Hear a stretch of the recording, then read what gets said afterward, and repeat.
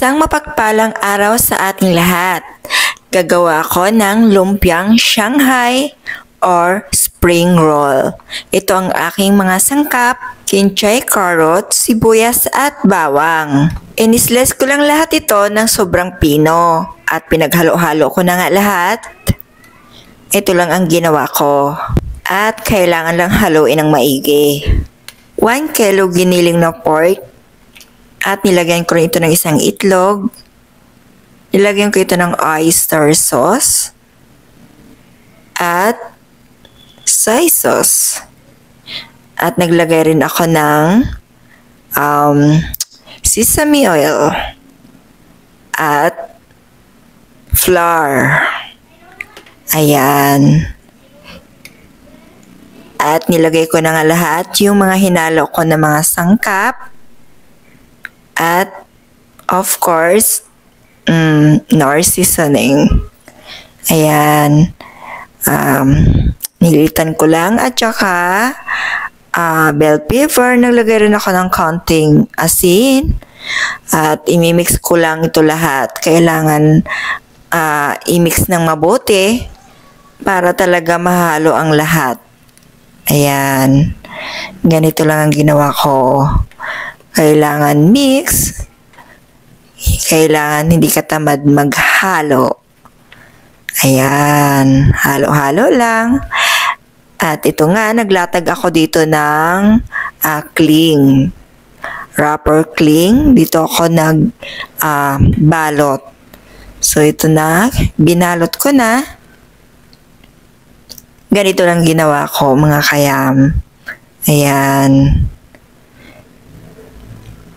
Ayan. So, mabilis kasi akong gumawa pagka malawak ang space. So, kaya dito ako nagbalot, naglatag ako ng cling wrapper. Ayan. Pagkatapos ay nilagay ko ng flour. Ganito ako maggawa ng lumpiang Shanghai. Ayan. Binubudburan ko siya ng flour. Ayan. Ayan. At saka ito kasi 1 kilo. So, medyo madami-dami ang ginawa ko. Kaya kailangan ko rin na maglagay sa freezer. Kaya ito ang ginawa ko. Nilagyan ko ng flour muna. At nilagay ko sa isang Tupperware. At i-freezer ko naman yan kasi hindi naman namin maubos lahat pag niluto ko yan. At saka pag nasa freezer kasi, kuha-kuha na lang. O, diba? Ganyan ang ginawa ko kasi 2 lang namin kakain.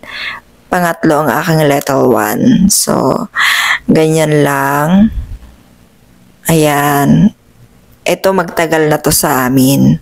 So, may naka-stack na ako sa freezer. Ayan ang ginagawa ko. Ayan. At nagtira rin ako ng ipiprito ko para sa amin. So, ito lang ang ginawa ko. Ayan. Matagal lang talaga mag-prepare ng mga sangkap. Siyempre, isa-isa mong gayatin. Pero pagka nabalot na lahat, ipiprito na lang. Napakabilis na. So, ito, nakagawa na tayo ng Shanghai ko. Lumpiang Shanghai. Ayan. So, ikaw kaya kung mahilig kang magluto, pwede mo ring i-try ito. At pwede ko na i-serve sa aking mga mahal sa buhay.